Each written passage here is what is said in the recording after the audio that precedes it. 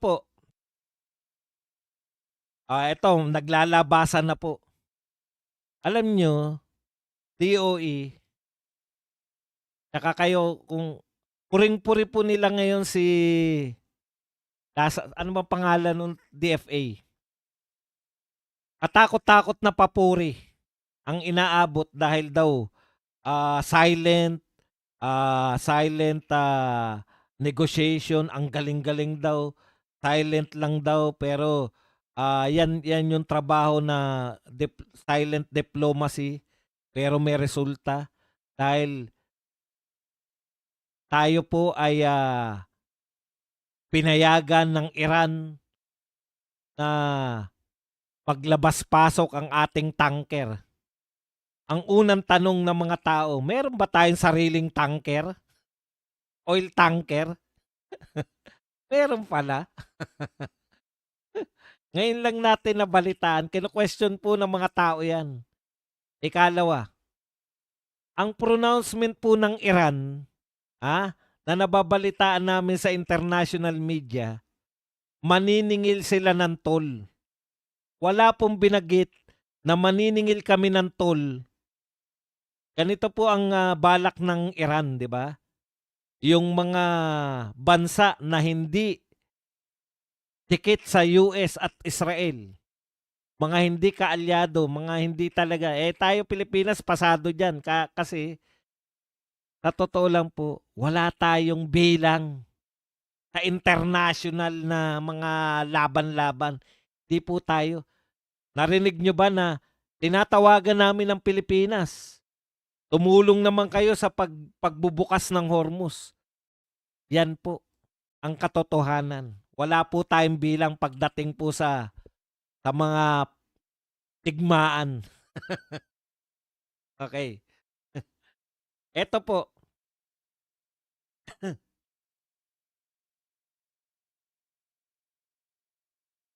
Ano yung announcement ng Iran? Na padadaanin nila yung mga tanker ng mga bansang hindi malapit gaano sa USA. Kaya po dumidistansya na yung mga tao eh. Yung France dumidistansya, 'di ba? Napupunan nyo ba? Yung mga European countries dumidistansya sila. Kasi hindi naman sila kayang providean ng US ng mga oil eh. Tsaka napakalayo po ng US sa Europe para po sila makakuha ng oil mula po sa USA. Ang layo po ng babiyahinan nila. So ang sabi po ng Iran, escortan nila yung mga magbabayad. So ang tansya po, bawat oil tanker naglalaman po yan ng 2 million barrels. O, hindi pala, 20 million barrels bawat isang oil tanker. So kikita po sa $1 per barrel, kikita po ang Iran ng 20 million kada barko. Yan, kumita pa yung Iran, no? Wala pong sinabi ron na maniningil kami ng toll, puwera ang Pilipinas. Wala po akong naririnig. Tayo lang po ang nagsasabi niyan.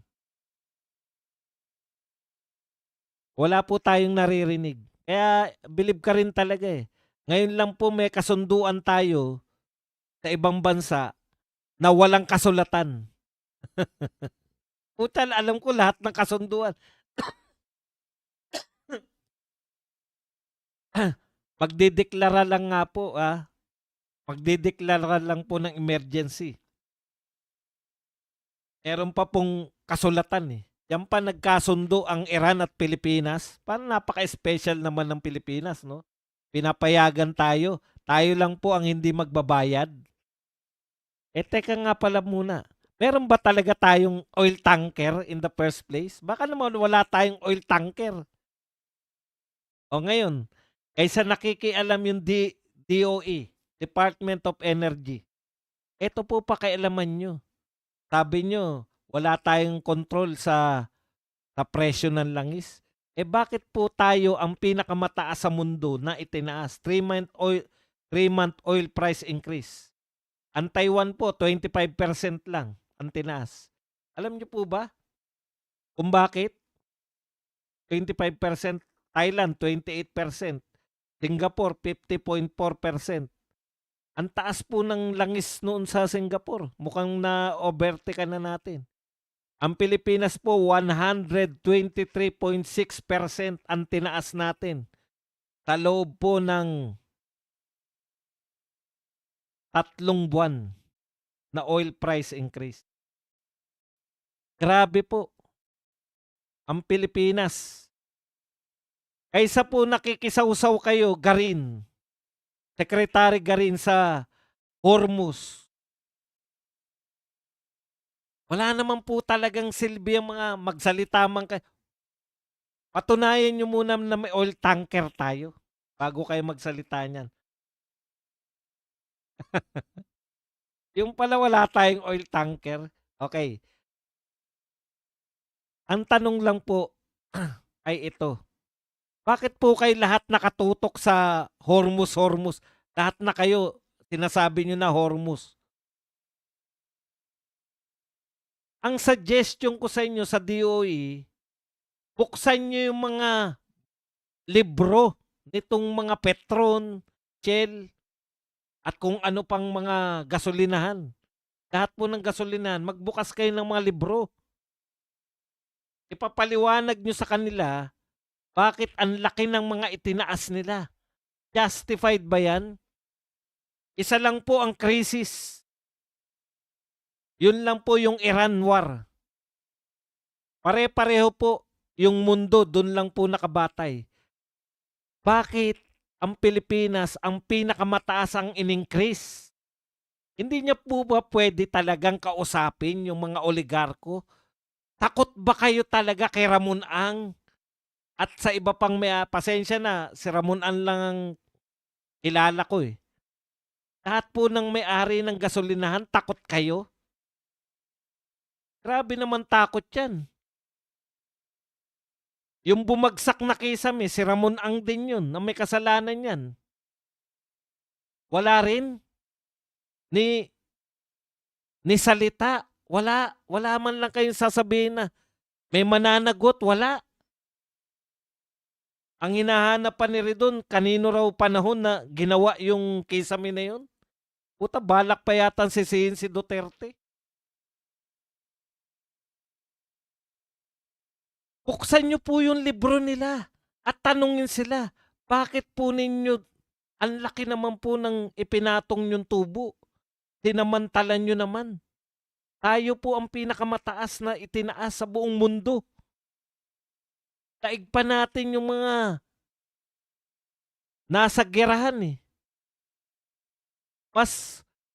Mas apektado pa yung Pilipino kaysa mga naggegera. Ganyan po ka-inutil. Napaka-inutil po ng ating pamahalaan. Bakit po nyo pinapayagan itong mga may-ari ng gasolinahan na magtaas ng sobra-sobra? Okay lang po sana kung sasabihin nyo na wala tayong magawa kasi nasa average tayo. Hindi po tayo nasa average ng pagtataas eh. Kumpara nyo po, ito po ang mga pinakamataas na nagtaas. Yung ibang bansa halos wala. Indonesia po, wala pang 10% eh. Ikumpara nyo po kung magkano po yung tinaas natin. 100.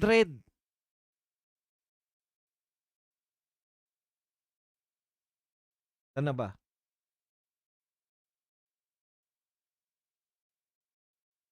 Wala na tayong pakialam eh. Sino po sa gobyerno natin ang nagsalita na tungkol sa bumagsak na Kisame ng NAIA? Wala na lang. Sanay na lang tayo, ay wala na yan. Puta, noong araw.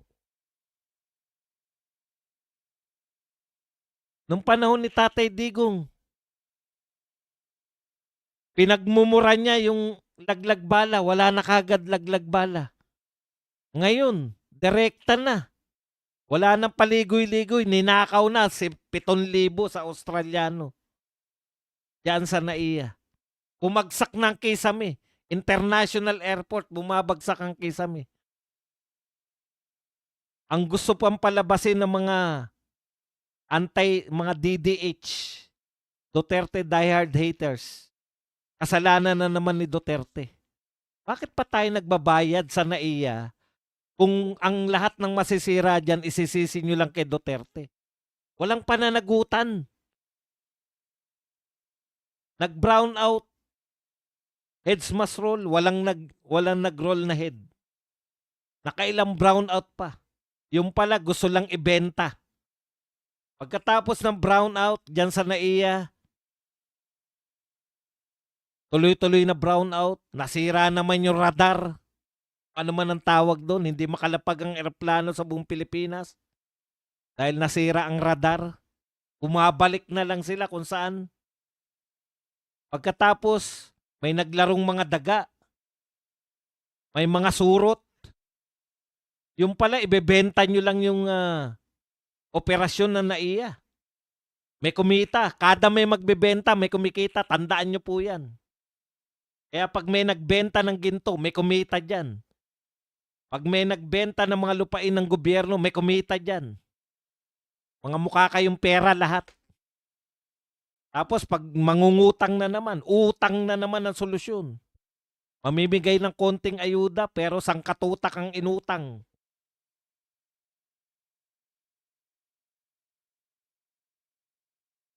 Bakit hindi nyo tignan kung magkano yung kinita ng mga Petron, Shell, Mobil o kung ano pa man ang tawag dyan sa mga gasolinahan na yan? Bakit sobra-sobra yung ating tubo?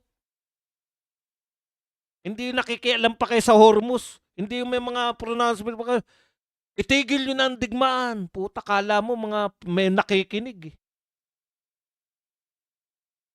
Pare sa ilang sekretary na yung nanawagan na itigil yung digmaan. Wala kayong pakialam dun. Wala kayong bilang dun.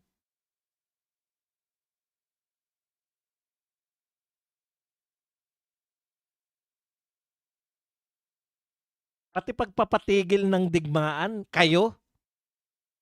Anong papel nyo ron? Wala kayong kapapil-papil dun. Ang intindihin nyo, bakit tumaas yung presyo, pinakamataas tayo sa buong mundo.